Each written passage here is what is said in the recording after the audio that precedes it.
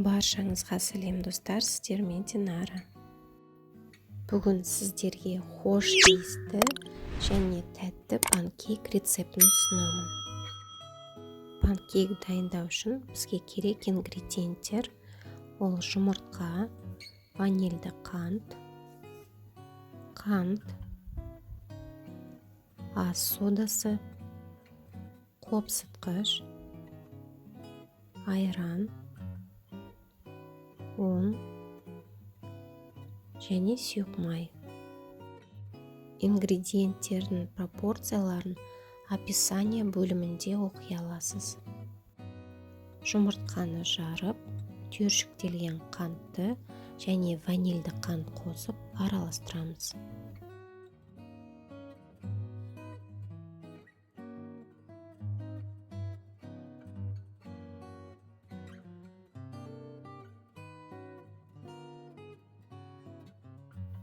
Қант толығымен ерігенше араластырып, содан кейін айран қосамыз.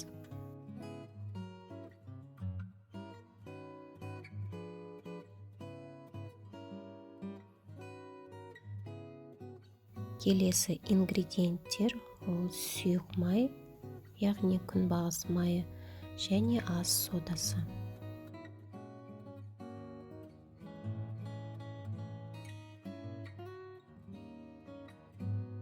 Ұнға қопсытқыш қосамыз.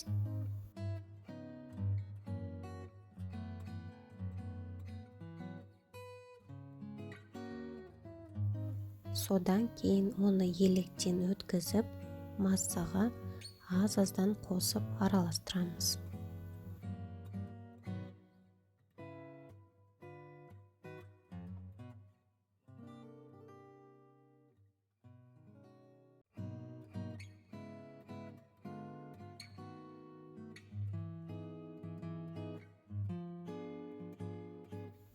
Міне қамыр дайын, ол өте қою емес және жақсы ағады.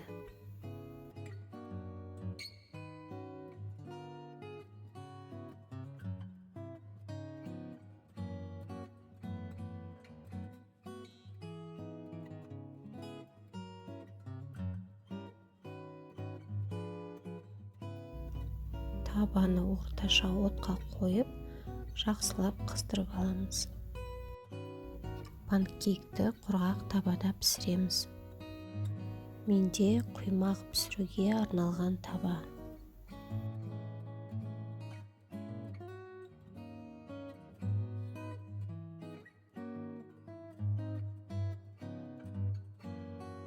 Құйылған қамырдың бетінде көпіршіктер пайда бола бастағанда құймақты төңкеру уақыты келді. Құймақ енді үстіне толығымен сұйық болмау керек, әйтпесе оны аударған кезде қамыр аздап жайылып, құймақ қисық болып шығады. Сіздерге айта кетейін, осылай панкейкті пісірген кезде аз танадан құйып отырсаңыздар, кейін аударғанға өте ыңғайлы болады.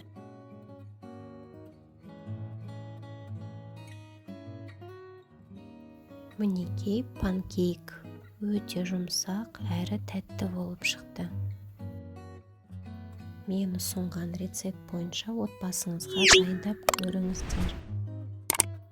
Балаларыңызға ұнайтынына сенімдімін. Сіздерге ұсынған рецепт және видео ұнаса, лайк басып, комментарий жазып тіркеліңіздер.